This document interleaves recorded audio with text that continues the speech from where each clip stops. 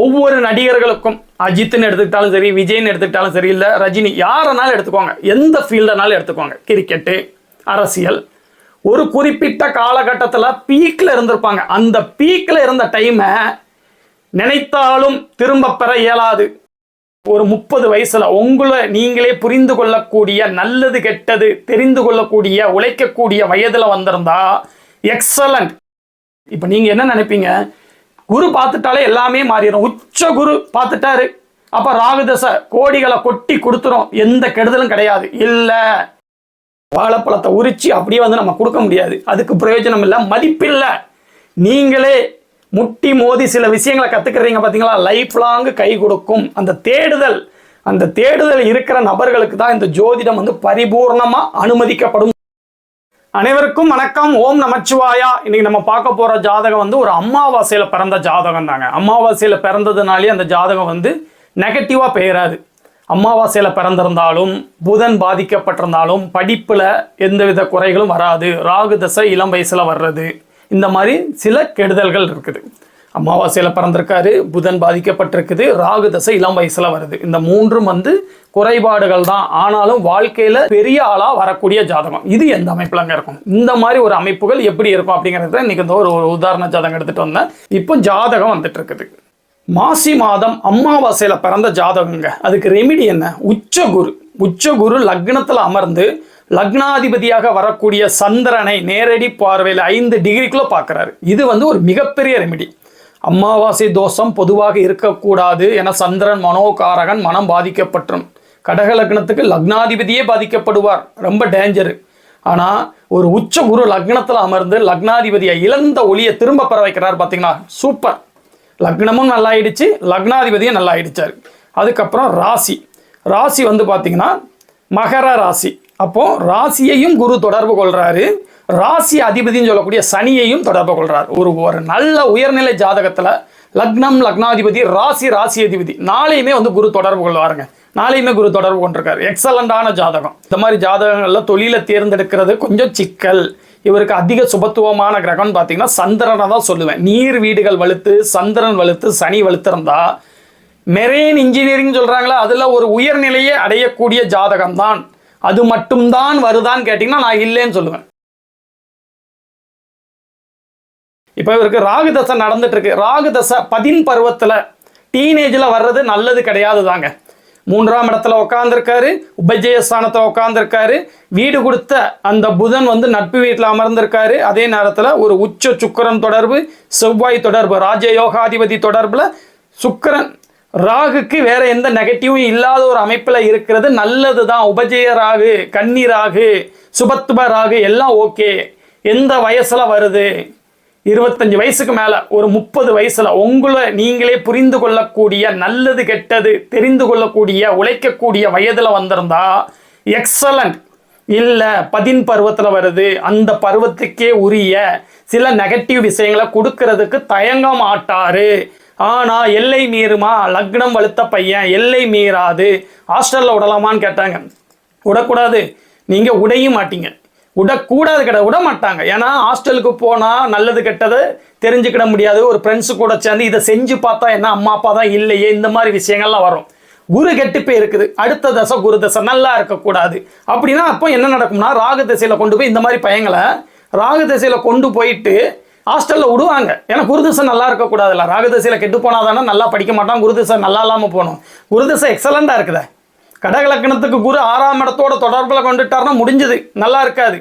அதே நேரத்தில் அவர் 9ஆம் இடம் பாக்கியஸ்தானத்தோட தொடர்புல இருந்தால் எக்ஸலண்டா இருக்கும். அதுதான் இங்கே பலன். எக்ஸலண்டா தான் இருக்க போறான். அப்போ 6ஆம் அதிபதி உச்சமா இருக்கிற அந்த பையனுக்கு வேலை அமைப்புகள் நல்லா இருக்கும். தொழில் அமைப்புகள்ல குறைபாடுகள் இருக்கு. நல்ல வேலையில சம்பாதிக்கக்கூடிய ஜாதகம் தான்.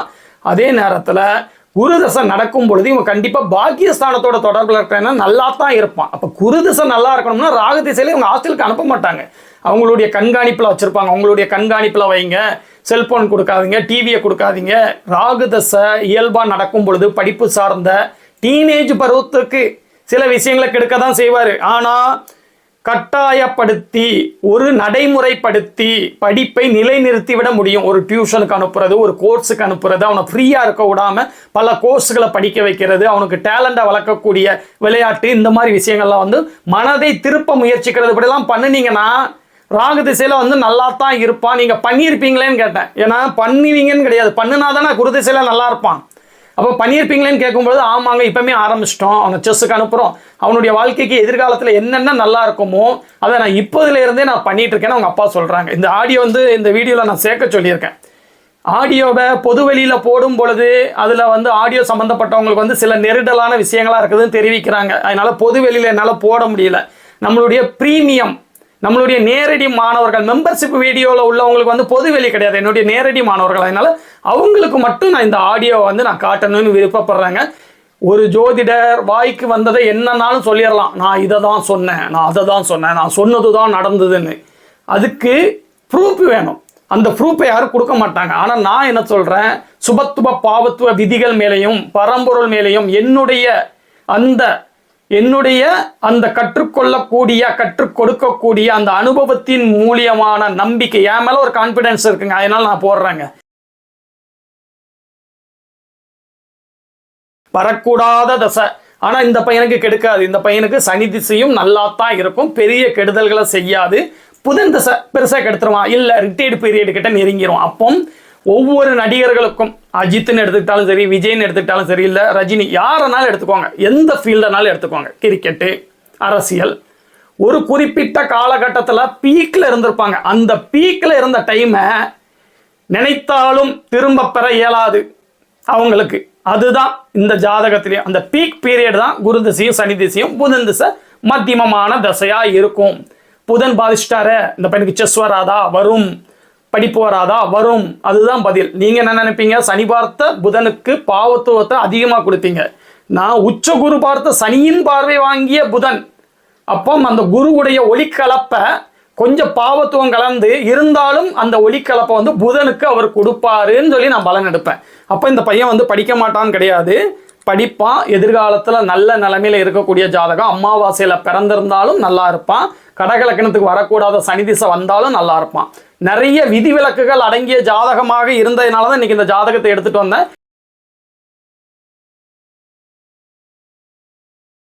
ஒரே விதியை எல்லா ஜாதகத்துக்கும் பொருத்தி பார்க்க கூடாது. எந்த விதி எந்த ஜாதகத்தில் பொருந்துங்கிறத நீங்கள் கற்றுக்கிறதுக்கு அதிக அனுபவம் வேண்டும். என்னால் முடிஞ்ச வரைக்கும் எளிமையாக நான் சொல்லிக் கொடுக்கறதுக்கு ட்ரை பண்ணிட்டு இருக்கேன். தொடர்ந்து இணைந்திருங்க. கண்டிப்பாக எதிர்காலத்தில் நீங்களும் ஒரு மிகப்பெரிய ஜோதிடராக வர முடியும். என்னுடைய ப்ரீமியம் வீடியோன்னு சொல்லக்கூடிய இந்த மெம்பர்ஷிப் வீடியோவில் இணைகிற நபர்களுக்கு இந்த மாதிரி உண்மை ஜாதகங்களை போட்டு தெளிவான ஒரு விதியை மட்டுமே நீங்கள் நினச்சிட்டு இருக்கீங்களா, இந்த விதிப்படி இருந்தால் இப்படி தான் இருக்குன்னு. அப்படி கிடையாது. எல்லா விதியும் அப்படி செய்ய முடியாது. செவ்வாய் சுபத்துவம் இல்லாத பொது மருத்துவர் எம்பிபிஎஸ் படித்து எம்எட் படித்து அதுக்கப்புறம் பொது மருத்துவராக லட்சக்கணக்கில் சம்பளம் வாங்கி கொண்டிருக்கிற நபர்களையும் எனக்கு தெரியும். அந்த ஜாதகம் எதனால அப்படி கிடைக்குது அதுக்கும் பதில் தெரியும். சுபத்துவ பாவத்துவ விதிகளுக்கு உட்பட்டே இந்த மாதிரி ஒரு விதியினால தான் எல்லாம் நடக்காது. எந்த விதி எந்த ஜாதகத்தில் பொருந்தும், எந்த விதி எந்த ஜாதகத்தில் பொருந்தாது, விதி எதில் பொருந்தும், விதிவிலக்கு எதில் பொருந்தும்னு ஒரு ஜோதிடர் நிர்ணயிக்கிறீங்களா, அந்த அனுபவத்தை நான் சொல்லி கொடுத்துட்டு இருக்கேங்க. எளிய முறையில் எல்லாத்துக்கும் புரிகிற முறையில் என்னுடைய அந்த அஸ்ட்ராலஜி கோர்ஸ்ன்னு சொல்லக்கூடிய யூடியூப் மெம்பர்ஷிப் வீடியோ ப்ரைஸ் வந்து மந்த்லி 299 எளிய முறையில் சொல்லி கொடுத்துட்ருக்கேன். விருப்பமான மாணவர்கள் வந்து தாராளமாக சேரலாம். இவங்களுடைய ஜாதகத்தில் இன்னொரு அதிர்ச்சி ஊட்டிய விஷயத்தை என்ன சொன்ன தெரியுமா, என்னால் முடிந்த வரைக்கும் எளிமையாக ஒவ்வொரு உண்மை ஜாதகத்தை போட்டு நான் உங்களுக்கு வந்து விளக்குறதுக்கு முயற்சி பண்ணுறேன். இந்த அடிப்படையில் தான் பொதுவான சில ஜோதிடர்கள் இன்னும் என்ன சொல்லிட்டு இருக்காங்கன்னா, விஜய கடகலக்கணம் தான் சொல்லிட்டு இருக்காங்க. ஆனால் குருஜி அவர்களே ஞானமுள்ள 20 வருஷமாக ஒரு கிங் மாதிரி இருக்கார் இந்த ஃபீல்டில். 20 வருஷமாக கிங் மாதிரி இருக்கிற அவருக்கு வந்து அது தெரிஞ்சிடுச்சு. கடகலக்கணப்படி அவர் வரவே முடியாது, அவர் சிம்ம லக்னம் தான், சிம்ம லக்னத்தை படி தான் வர முடியும்னு சொல்லி அவர் வந்து ஒத்துக்கிட்டார். ஆமாம் சிம்ம லக்னம் தான், நான் பண்ணது வந்து அது நேர தவறுகள் தான் அப்படிங்கிறத வந்து அவர் சொல்லிட்டாரு. ஆனால் இன்னும் நிறைய பேர் என்ன சொல்கிறாங்கன்னா, நான் பிடித்த முயலுக்கு 3 காலுங்கிற மாதிரி இன்னும் கடகலக்கணத்துக்கு விளக்கம் கொடுத்துட்ருக்காங்க. சிம்ம லக்னமாக இருந்தால் சனி பார்த்துருவாராம். சனி பார்க்கறதுனால மட்டும் எல்லா கெடுதலும் நடந்துராது. அந்த சனி எப்படி இருக்கிறாருங்கிறத வந்து நம்ம உற்று பார்க்கணும். உதயநிதி அவர்கள் ஜாதகத்திலையும் சனி பார்ப்பாரு, அவர் எதிர்க்கட்சி தலைவராக இருக்கிறாரு. அதே நேரத்தில் ராகுல் காந்தி அவர்களுடைய ஜாதகத்திலையும் சனி தொடர்பு கொள்வார் லக்னத்தோட, அவரும் வந்து இந்தியாவுக்கே எதிர்க்கட்சி தலைவராக இருக்கிறார்.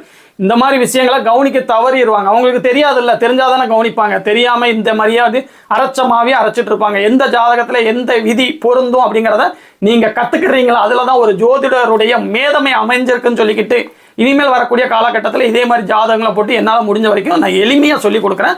நீங்களும் வந்து புரிந்து கொள்ள முயற்சி பண்ணுங்கள். வேற உங்களுடைய உறுப்பினர்கள் தெரியாத நபர்களுடைய ஜாதகத்தை வாங்கி பார்க்காம அவங்கள குணபாவங்கள் தெரியுங்களா, அவங்க ஜாதகத்தெல்லாம் வாங்கி வைங்க. எல்லா விதியும் பொருந்தி வருதான்னு பாருங்கள். பொருந்தலைன்னா ஏன் பொருந்தலைன்னு பாருங்கள். இந்த மாதிரி விஷயங்கள்லாம் நீங்கள் செக் பண்ணும் பொழுது நீங்கள் பயிற்சி பண்ணணும். நான் சொல்லிக் கொடுக்குறத மட்டும் எல்லாம் கற்றுக்கிட முடியாது. நீங்கள் வந்து உங்கள் உறுப்பினர்கள் இருக்காங்க, குடும்ப உறுப்பினர்கள், உறவினர்கள், அவங்க ஜாதகத்தெல்லாம் வாங்கி வச்சு நீங்கள் செக் பண்ணி பாருங்கள். பார்க்கும் பொழுது தான் உங்களுக்கும் பல விஷயங்கள் தெரியறதுக்கு அனுமதிக்கப்படும். அப்போ நான் சொல்லிக் கொடுக்குறேன்ல, இது வந்து ஈஸியாக உங்கள் மைண்டில் இறங்கும். வாழைப்பழத்தை உரிச்சு அப்படியே வந்து நம்ம கொடுக்க முடியாது, அதுக்கு பிரயோஜனம் இல்லை, மதிப்பில்லை. நீங்களே முட்டி மோதி சில விஷயங்களை கற்றுக்கிறீங்க பார்த்தீங்களா, லைஃப் லாங் கை கொடுக்கும். அந்த தேடுதல் இருக்கிற நபர்களுக்கு தான் இந்த ஜோதிடம் வந்து பரிபூர்ணமாக அனுமதிக்கப்படும் சொல்லிக்கிட்டு, இதே மாதிரி இன்னொரு நாள் ஒரு நல்ல ஜாதகத்தில் உங்களை வந்து நான் மீட் பண்ணுறேன். ஓம் நமச்சிவாயா.